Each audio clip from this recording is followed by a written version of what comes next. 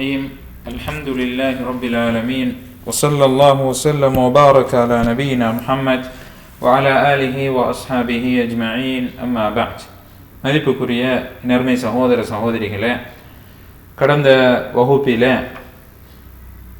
இந்த கலா கதிர் தொடர்பான ஒரு சிறிய அறிமுகத்தை நாம் பார்த்தோம். கலா கதிர் என்று சொல்கிற விதியை ஈமான் கொள்வது தொடர்பாக, விதியை ஈமான் கொள்வது என்றால் அதில் நாம் உள்ளடக்க வேண்டிய முக்கியமான 4 அம்சங்களை பற்றி பார்த்தோம். இன்றைய வகுப்பில் இந்த கலா கதிரை ஈமான் கொள்வதன் மூலமாக மனிதர்களாகிய நம்மிடத்தில் ஏற்படுகிற மாற்றங்கள் என்ன, அதே போன்று இந்த கலா கதிருடைய விடயத்தில் வழி தவறிய கூட்டத்தார் யார், அவர்களுக்கு மார்க்கம் தருகிற பதில்கள் என்ன என்பதை பற்றி சுருக்கமாக பார்க்க இருக்கிறோம். இந்த கலா கதிரை பொறுத்தவரையில் இதை நாம் ஈமான் கொள்கிற போது நம்மில் ஏற்படுகிற மாற்றங்களை பொறுத்தவரையில் முதலாவதாக ஏதாவது ஒரு காரியம் நடைபெறுகிற போது அல்லாஹ்வின் மீது நாம் நம்பிக்கை வைக்கிறோம். ஏனென்றால் ஏற்பட்ட நடந்து முடிந்த அந்த செயலை காரணமாக கருதாமல் அனைத்தும் அல்லாஹ்வின் நாட்டுப்படியே நடக்கின்றன என்ற முடிவுக்கு நாம் வந்து விடுகிறோம். நமக்கு நம்முடைய வாழ்வில் ஏதாவது ஒன்று நடைபெற்று விட்டால் அதற்கு காரணமானவன் அல்லாஹ் என்கிற ஒரு முடிவுக்கு நாம் வருகிற போது அல்லாஹ்வின் மீது நமக்கு முழு நம்பிக்கை ஏற்பட்டு விடுகிறது. எனவே எந்த காரியம் நடந்தாலும் அது அல்லாஹ்வுடைய நாட்டம் என்கிற ஒரு மன திருப்தி நமக்கு ஏற்பட்டு விடுகிறது. இது முதலாவது மாற்றமாக இருக்கிறது. இரண்டாவதாக, நாம் நாடிய விரும்பிய ஒரு காரியம் நிறைவேறுகிற போது நாம் தற்பெருமை கொள்ளாமல் பெருமை அடித்து விடாமல் இருப்பதற்கு அது காரணமாக மாறிவிடுகிறது. நம்முடைய நாட்டம் நிறைவேறுவதென்பது அல்லாஹ் அவன் மீது புரிந்துள்ள ஒரு அருள். அதாவது நாம் விரும்புகிற ஒரு காரியம், நாம் எதிர்பார்க்கிற ஒரு விஷயம் நம்முடைய வாழ்வில் நடக்கிறது என்றால் அதற்கு காரணம் அல்லாஹ் நம் மீது அருள் செய்கிறான். இதுவே அவனது வெற்றியினதும் நல்ல விடயங்களினதும் காரணங்களாகும். அல்லாஹ் நம் மீது அருள் செய்கிற காரணத்தினால் அது நம்முடைய வாழ்வில் நாம் நினைக்கிற விரும்புகிற காரியங்கள் வெற்றிகரமாக நல்ல விடயங்களாக மாறுகிறது. எனவே இது அல்லாஹ்வுடைய அருள் என்று நாம் அதை புரிந்து கொள்ள வேண்டும். தற்பெருமை நமக்கு ஏற்படுகிறது என்றால்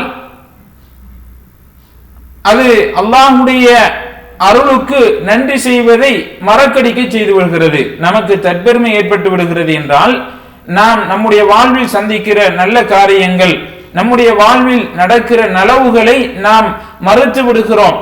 அது அல்லாஹ்வின் காரணமாக அல்லாஹ்வின் மூலமாக இடம்பெறுகிறது என்கிற அந்த உணர்வு நமக்கு ஏற்பட்டு விடாமல் இருக்கிறது. அப்போது நாம் அல்லாஹ்வுக்கு நன்றி கெட்டவர்களாக, நன்றி செலுத்தாதவர்களாக நாம் மாறிவிடுகிறோம். எனவே இது இரண்டாவது நம்முடைய வாழ்வில் ஏற்படுகிற மாற்றமாக இருக்கிறது. மூன்றாவது மாற்றத்தை பொறுத்தவரையில் அல்லாஹ்வின் நாட்டப்படியே செயல்படுவதால் மன நிம்மதியும் ஆறுதலும் நமக்கு ஏற்படுகிறது.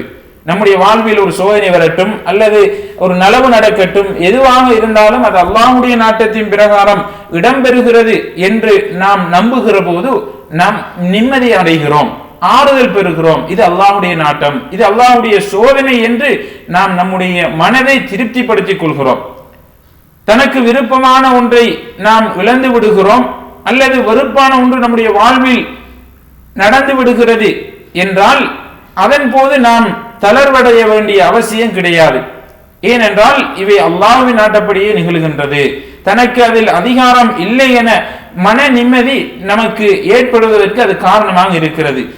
எது நடந்தாலும் அது அல்லாஹ்வுடைய நாட்டம் என்கிற ஒரு திருப்தி நம்முடைய மனதிலே ஏற்பட்டு விடுகிறது. அல்லாஹ் தஆலா சொல்கிறான், மா அஸாப மின் முஸீபத்தின் ஃபில் அர்தி வலா ஃபி அன்ஃபுஸிக்கும், இந்த பூமியிலோ அல்லது உங்களிலோ ஏதாவது ஒரு சோதனை ஏற்பட்டு விட்டால் இல்லா ஃபி கிதாபின் மின் கப்லி அன் நப்ரஹா, நாம் அதை இந்த ஏட்டிலே பதிவு செய்திருக்கிறோம். இந்த ஏட்டிலே அதை நாம் பதிவு செய்திருக்கிறோம். இல்ல மின் கப்லி அன் நப்ரஹா, அதை படைப்பதற்கு முன்னாலே நாம் அதை இந்த ஏட்டிலே பதிவு செய்து வைத்திருக்கிறோம். எது நடப்பதற்கு முன்னாலும் நம்முடைய வாழ்விலோ இந்த பூமியிலோ எது நடந்தாலும் அது நடப்பதற்கு முன்னால் அல்லாஹ் அதை பதிவு செய்து வைத்திருக்கிறான். இன்னதாலிக அலல்லாஹி யஸீர், நிச்சயமாக இது அல்லாஹுக்கு மிக இலகுவான ஒரு காரியமாக இருக்கிறது. இது அல்லாஹுக்கு மிக இலகுவான காரியமாக இருக்கிறது. அதே போன்று உங்களுக்கு தவறிவிட்டதன் மீது நீங்கள் கவலைப்படாமல் இருப்பதற்கு, லிகைலா தஸவ் அலா மா ஃபாதகும், உங்களுக்கு தவறி போன விடுபட்டு போன ஒன்றை நினைத்து கவலைப்படாமல் இருப்பதற்காகவும், வலா தஃப்ரஹு பிமா ஆதாகும், அல்லாஹ் உங்களுக்கு கொடுப்பதை பற்றி நீங்கள் வரம்பு மீறி மகிழ்ச்சி கொள்ளாதிருப்பதற்காகவும் அல்லாஹு தஆலா இதனை உங்களுக்கு அறிவிக்கிறான். கர்வம் கொண்டு தற்பெருமை அடிப்போர் ஒவ்வொருவரையும் அல்லாஹ் நேசிப்பது கிடையாது. வல்லாஹு லா யுஹிப்பு குல்ல முஹ்தாலின் ஃபகூர், அல்லாஹு தஆலா கர்வம் கொண்டு தற்பெருமை அடிக்கின்ற எவரையும் நேசிக்க மாட்டான் என்று இறைவன் சொல்கிறான். எனவே நமக்கு கடந்து விட்டவைகள், நம்முடைய வாழ்வில் நடந்த சோதனைகளாக இருக்கட்டும், அல்லாஹ் நமக்கு நாம் சந்தோஷப்படுகிற நிம்மதி அடைகிற காரியங்களாக இருக்கட்டும், நாம் அதை நினைத்து கவலைப்படவோ சந்தோஷப்படவோ தற்பெருமை கொள்ளவோ கூடாது. அது அல்லாஹ்வுடைய நாட்டம் என்று நாம் அதை ஏற்றுக்கொள்ள வேண்டும். அதே போன்று நபி ஸல்லல்லாஹு அலைஹி வஸல்லம் அவர்கள் சொல்கிறார்கள், ஒரு முஃமினுடைய செயல்கள் அனைத்தும் அவனுக்கு நலவாக அமைவது ஆச்சரியத்துக்குரியதாக இருக்கிறது. ஒரு நல்ல செயல் நடந்தால் அவன் நன்றி உள்ளவனாக மாறுகிறான், நன்றி செலுத்துகிறான், அது அவனுக்கு நல்லதாக அமைந்து விடுகிறது. ஒரு துன்பம், ஒரு மோசமான ஒரு காரியம் நிகழ்ந்து விட்டால் பொறுமையை கடைபிடிக்கிறான், பொறுமையாக இருக்கிறான், அதுவும் அவனுக்கு நலவாக மாறிவிடுகிறது. இது ஒரு மூமினுக்கே அன்றி வேறு எவருக்கும் கிடையாது என்று நபி அவர்கள் சொல்கிறார்கள். எனவே நம்முடைய வாழ்வில் நடக்கின்ற இன்பம் துன்பம் அனைத்திற்கும் காரணம் அல்லாஹ் என்கிற முழு நம்பிக்கை நமக்கு ஏற்படுகிற போது நம்முடைய உள்ளம் நிம்மதி அடைகிறது, நாம் ஆறுதல் பெறுகிறோம். நிச்சயமாக இது அல்லாஹ்வுடைய சோதனை என்கிற ஒரு உணர்வு நமக்கு ஏற்பட்டு விடுகிறது. அது அல்லாஹ்வை மென்மேலும் ஈமான் கொள்வதற்கு நமக்கு காரணமாக அமைந்து விடுகிறது. அடுத்ததாக இந்த கலாக்கதிர் விடயத்திலே தவறு இழைத்தவர்கள் யார் என்று பார்க்கிற போது இரண்டு பிரிவினர்கள் தவறு இழைத்தவர்களாக இருக்கிறார்கள், வழிகேட்டில் இருக்கிறார்கள். அதில் முதலாவது பிரிவினர் ஜபரியாக்கள் என்று சொல்லக்கூடியவர்கள். இந்த ஜபரியாக்கள் என்று சொல்கிறவர்கள் என்ன சொல்கிறார்கள்? மனிதன் தன்னுடைய செயல்பாடுகள், மனிதன் செய்கிற ஒவ்வொரு காரியமும் அவனுடைய நாட்டத்திற்கு அங்கு இடம் கிடையாது, அவன் நிர்பந்திக்கப்பட்டிருக்கிறான். அவனுடைய செயல்பாடுகளை மாற்றி அமைப்பதற்கோ அல்லது அவன் விரும்புகிறவாறு அமைத்துக் கொள்வதற்கோ அவனுக்கு எந்த ஒரு ஆற்றலும் கிடையாது. அவன் தன்னுடைய செயற்பாடுகளில் நிர்பந்திக்கப்பட்டவனாக இருக்கிறான் என்று சொல்கிறார்கள். அதே போன்று கதரியாக்களை பொறுத்தவர்கள், கதரியாக்கள் என்று சொல்கிற அந்த பிரிவினர் என்ன சொல்கிறார்கள்? மனிதர்கள் ஒரு செயலை செய்வதிலும் அதை நாடுவதிலும் பூரண சுதந்திரம் அவர்களுக்கு இருக்கிறது. ஒவ்வொரு மனிதனும் தான் செய்கிற ஒவ்வொரு செயலையும் தன்னுடைய விருப்பப்படியே செய்து கொண்டிருக்கிறான். அதை செய்வதற்கு அவனுக்கு முழுமையான சுதந்திரம் அவனுக்கு கொடுக்கப்பட்டிருக்கிறது. அதிலே அல்லாஹுவின் நாட்டமோ சக்தியோ அங்கே கிடையாது, அல்லாஹுக்கு இதில் எந்த விதமான தலையீடும் கிடையாது என்று அவர்கள் சொல்வதை பார்க்கிறோம். எனவே இது இரண்டு விதமான கருத்துக்களும் மார்க்கத்திற்கு முரணானவை என்பதை நாம் தெளிவாக புரிந்து கொள்ள வேண்டும். முதலாவதாக ஜபரியாக்கள் என்று சொல்கிறவர்கள், அதாவது மனிதன் தன்னுடைய செயற்பாடுகளில் நிர்பந்திக்கப்பட்டிருக்கிறான் என்று சொல்கிற இந்த ஜபரியாக்களுக்கு மார்க்க அடிப்படையில் அல்லது நடைமுறை சார்ந்த ரீதியிலே எப்படியான மறுப்பை கொடுக்க முடியும் என்றால், அல்லாஹு தஆலா மனிதனை பற்றி சொல்கிற போது மனிதனுக்கு நாட்டத்தை அல்லாஹ் உறுதி செய்கிறான், மேலும் செயலையும் இணைத்திருக்கிறான். அல்லாஹு தஆலா ஒவ்வொரு மனிதனுக்கும் அவனுடைய நாட்டத்தை அவனுக்கு கொடுத்திருக்கிறான். மின்கும் மை யுரீது துன்யா வ மின்கும் மை யுரீதுல் ஆখিরা. அல்லாஹ் சொல்கிறான், உங்களில் சிலர் துன்யாவை நேசிக்கக்கூடியவர்களாக இருக்கிறார்கள், வ மின்கும் மை யுரீதுல் ஆখিরা, இன்னும் சிலர் ஆখিরাத்தை மறுமையை நேசிக்கக்கூடியவர்களாக இருக்கிறார்கள்.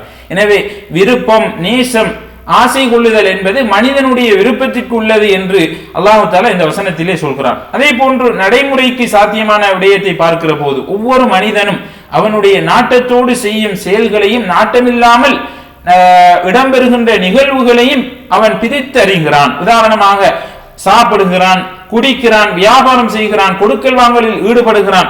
இப்படியான ஒவ்வொரு காரியமும் ஒவ்வொரு மனிதனுடைய நாட்டப்படி இடம்பெறுகிறது.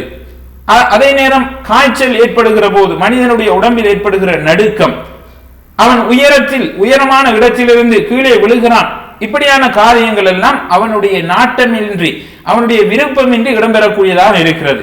இதில் முதலாவது ஒரு மனிதன் சாப்பிடுவது, குடிப்பது, கொடுக்கல் வாங்கலில் ஈடுபடுவது என்பது அவன் எந்த ஒரு நிர்பந்தமும் இல்லாமல் அவனுடைய சொந்த விருப்பத்திலே அதை நிறைவேற்றுகிறான். அதே போன்று காய்ச்சல் ஏற்படுகிற போது அவனுடைய உடம்பில் நடுக்கம் ஏற்படுகிறது என்றால் அது அவனுடைய நாட்டம் இல்லாமல் இயல்பாக ஏற்படக்கூடிய ஒன்றாக இருக்கிறது. எனவே இதை நாம் தெளிவாக புரிந்து கொள்ள வேண்டும். அடுத்ததாக கதரியாக்கள் என்று சொல்கிறவர்கள், அதாவது மனிதன் தன்னுடைய நாட்டம் செயற்பாடுகளில் முழுமையான சுதந்திரத்தை பெற்றிருக்கிறான் என்று சொல்கிற அந்த கருத்துக்கு இஸ்லாம் கொடுக்கிற மறுப்பை பொறுத்தவரையில் அல்லாஹுவே அனைத்தையும் படைத்தான், அவனுடைய நாட்டப்படியே அனைத்தும் நடக்கின்றது, மனிதர்களுடைய செயல்கள் அல்லாஹ்வின் நாட்டப்படியே நடக்கிறது என்பதை அல்லாஹு தஆலா பின்வருகிற அல் குர்ஆனுடைய வசனத்திலே மிக தெளிவாக சொல்கிறான். வலவ் ஷா அல்லாஹு மக்தத்தல் அல்லதீன மின் பஅதிஹிம், அல்லாஹ் நாடி இருந்தால் அவர்களுக்கு பின்னர் உள்ளவர்கள் தங்களிடம் தெளிவான அத்தாட்சிகள் வந்ததற்கு பின்னாலும் சண்டையிட்டுக் கொண்டிருக்க மாட்டார்கள். அவர்கள் அல்லாஹ் நாடி இருந்தால் அவர்கள் சண்டையிட்டுக் கொண்டிருக்க மாட்டார்கள், சண்டையிட்டிருக்க மாட்டார்கள். இருந்தாலும் வலாக்கின் இஹ்தலஃபு, அவர்களோ தங்களுக்கு மத்தியில் வேறுபாடு கொண்டனர். ஃபமின்ஹும் மன் ஆமன வமின்ஹும் மன் கஃபர், ஆகவே அவர்களில் விசுவாசம் கொண்டவர்களும் உள்ளனர், அவர்களில் நிராகரித்தவர்களும் இருக்கின்றார்கள். வலவ் ஷா அல்லாஹு மக்ததலு, மேலும் அல்லாஹ் நாடினால் அவர்கள் சண்டையிட்டுக் கொண்டிருந்திருக்க மாட்டார்கள். வலாக்கின் அல்லாஹ் யஃஅலு மா யுரீத், எனினும் அல்லாஹ் தஆலா தான் நாடியதை செய்கிறான். எனவே அல்லாஹ்வுடைய நாட்டம் இல்லாமல் எந்த ஒரு மனிதனும் தன்னுடைய எந்த ஒரு காரியத்தையும் செய்துவிட முடியாது. அல்லாஹ் நாடி இருந்தால் அவர்கள் சண்டையிட்டிருக்க மாட்டார்கள் என்றால் அல்லாஹ்வுடைய நாட்டம் அவர்கள் சண்டையிடுகிறார்கள் என்றால் அது அல்லாஹ்வுடைய நாட்டம். எனவே அல்லாஹ் அவர்கள் சண்டையிடுவார்கள் என்று நாடிவிட்டால் நிச்சயமாக அவர்கள் சண்டையிட்டுக் கொள்வார்கள். அல்லாஹ் சண்டையிட மாட்டார்கள் என்று அல்லாஹ்வுடைய நாட்டம் இருக்குமாக இருந்தால் நிச்சயமாக அவர்கள் சண்டையிட்டுக் கொள்ள மாட்டார்கள். எனவே அனைத்தும் அல்லாஹ்வுடைய நாட்டம் என்பதை நாம் புரிந்து கொள்ள வேண்டும். வலவ் ஷிஅனா லஆதைனா குல்ல நஃப்ஸின் ஹுதாஹா, நாங்கள் விரும்பி இருந்தால் நாடி இருந்தால் இவர்கள் ஒவ்வொரு ஆத்மாவிற்கும் அதற்குரிய நேர்வழியை நாம் கொடுத்திருப்போம். எனவே ஒவ்வொரு மனிதனும் அல்லாஹ்வுடைய நாட்டம் இருந்தால் அனைவரும் நேர்வழியில் இருப்பார்கள். எனவே அனைவரும் நேர்வழியில் இல்லாமல் இருப்பது, ஒரு சிலர் வழிகாட்டில் இருக்கிறார்கள், இன்னும் சிலர் நேர்வழியில் இருக்கிறார்கள் என்றால் அதுவும் அல்லாஹ்வுடைய நாட்டம். வலாக்கின் ஹக்கல் கௌலு மின்னி லஅம்ல அன்ன ஜஹன்னம மினல் ஜின்னதி வன்னாசி அஜ்மஈன், எனினும் ஜின்களாலும் மனிதர்களில் உள்ள குற்றவாளிகளாலும் நிச்சயமாக நான் நரகத்தை நிரப்புவேன் என்று என்னுடைய வாக்கு முன்னரே ஏற்பட்டு விட்டது என்று இறைவன் சொல்கிறான். எனவே மனிதன் நேர்வழியில் இருப்பதும் வழிகாட்டில் இருப்பதும் அல்லாஹ்வுடைய நாட்டம். எனவே மனிதன் அவன் முழுமையான சுதந்திரம் பெற்றவராக கிடையாது என்பதை இதன் மூலமாக நாம் புரிந்து கொள்ள வேண்டும். அதே போன்று அறிவு சார்ந்த ரீதியிலே எப்படியான மறுப்பை கொடுக்க முடியும் என்றால் இந்த முழு உலகமும் அல்லாஹுக்கே சொந்தமானது, அவனே இதற்கு பொறுப்பானவனாக இருக்கிறான். இந்த மனிதன் என்கிற படைப்பும் இந்த பூமியில் இந்த பிரபஞ்சத்தில் உள்ள ஒரு படைப்பாக இருக்கிறது. எனவே அவனுக்கும், அதாவது மனிதனுக்கும் அல்லாஹ்தான் பொறுப்பாளன். எனவே பொறுப்பாளனின் அனுமதியோ நாட்டமோ இல்லாமல் அவனுடைய கட்டுப்பாட்டில் உள்ள எந்த ஒரு காரியத்தையும் செய்துவிட முடியாது. இந்த முழு பிரபஞ்சமும் அல்லாஹுக்கு சொந்தமானது, அல்லாஹுடைய கட்டுப்பாட்டில் இருக்கக்கூடியவை. எனவே இந்த முழு பிரபஞ்சத்தில் உள்ள ஒரு படைப்பு தான் மனிதனாகிய நாம் நம்முடைய விருப்பப்படி அல்லாஹுடைய நாட்டம் இல்லாமல் அல்லாஹுடைய விருப்பம் இல்லாமல் நம்முடைய காரியங்களை நாம் செய்துவிட முடியாது.